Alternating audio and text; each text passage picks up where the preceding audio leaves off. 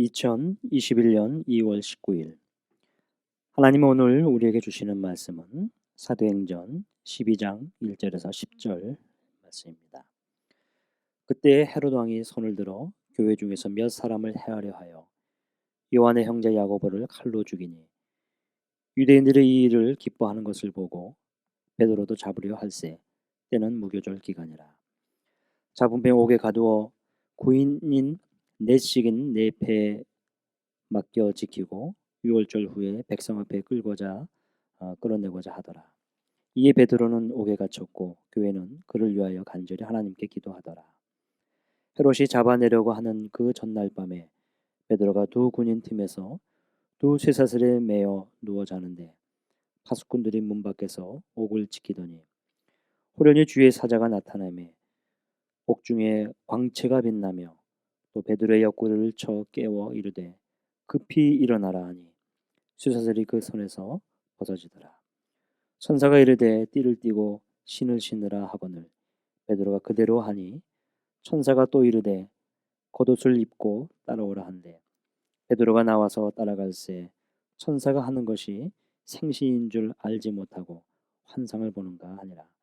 이에 첫째와 둘째 파수를 지나 시내로 통한 쇠문에 이르니 문이 저절로 열리는지라. 나와서 한 거리를 지나매 천사가 곧 떠나더라. 오늘 이 말씀을 통해 환난 속에서도 기도하는 교회라는 제목으로 은혜를 나누고자 합니다. 헤롯에 의해 교회의 박해가 본격화되어 갈 때 야고보가 죽음을 당합니다. 누가는 칼로 죽임을 당했다고 기록하는데 당시 박해가 칼을 휘두르며 자행되고 있음을 묘사해 줍니다. 야고보는 이렇게 죽임을 당하여 예수님의 제자들 가운데 죽임 당함이 언급된 유일한 제자가 됩니다. 7 집사 중 첫 순교자가 스데반이었는가 하면 사도 중 첫 순교자가 바로 야고보가 되는 것입니다. 야고보는 예수님의 특별한 세 제자였던 베드로, 요한, 야고보 중 한 사람이었습니다.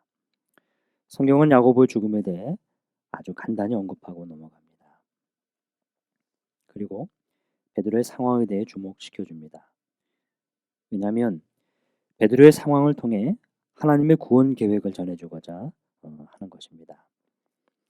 야고보가 죽자 이를 기뻐하는 유대인들을 보고 헤롯은 칼날을 베드로를 향합니다.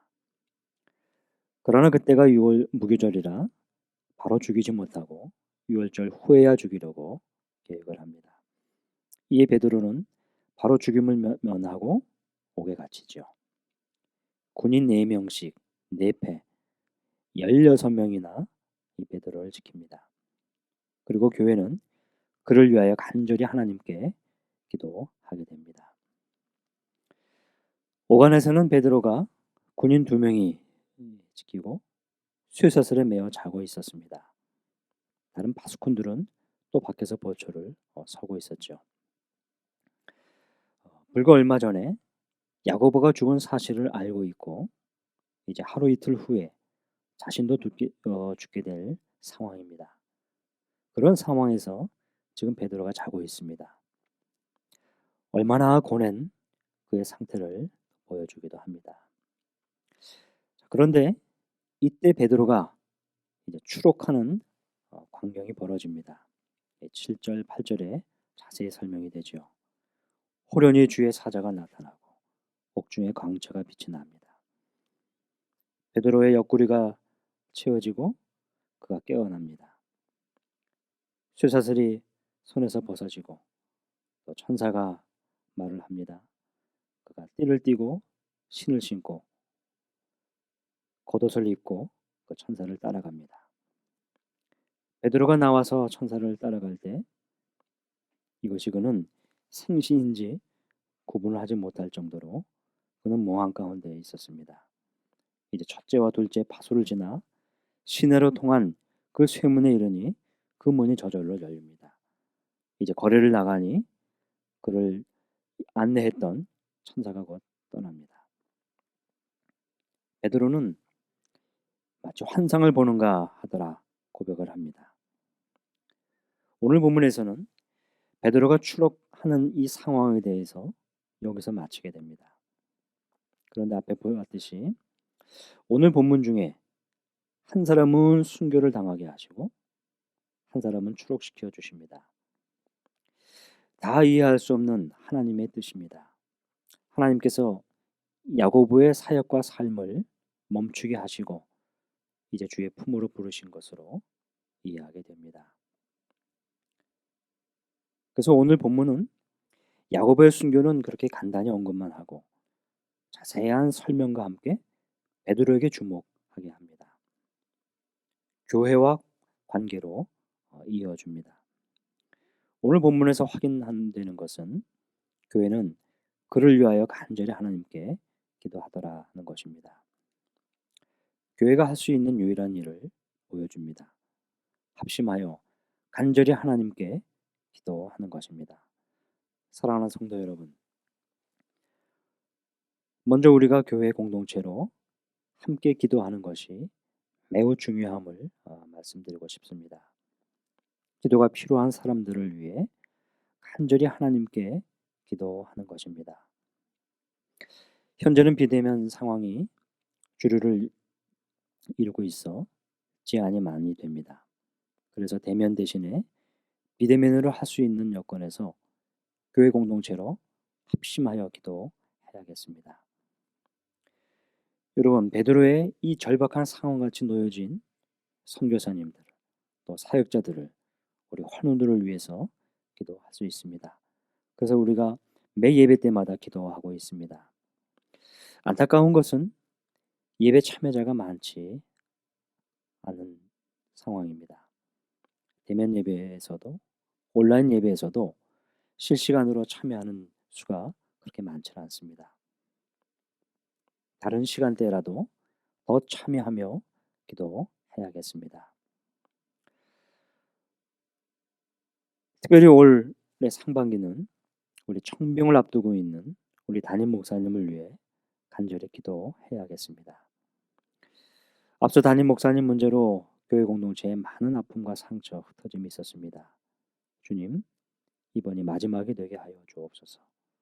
하나님을 두려워하고 그리스도께서 교회를 사랑하셨듯이 성도를 지극히 사랑하는 목사, 복음의 열망으로 가득한 목사, 교회뿐만 아니라 지역과 사회에서도 본이 되는 목사님을 하나님께서 보내주시기를 위해 기도해야겠습니다. 동시에 목사님을 사랑하고 섬기며 또 성숙하게 사역하는 교회가 되게 하여 주옵소서. 기도해야 할 것입니다. 사랑하는 성도 여러분, 한 가지 우리가 더 이런 절박한 상황을 놓고 또 기도해야 할 것이 있습니다.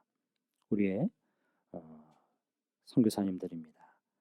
지금도 이슬람권을 비롯하여 많은 지역에서 이 신분적 위협과 이 비자 문제로 철수에 직면하는 사역자들이 많이 있습니다.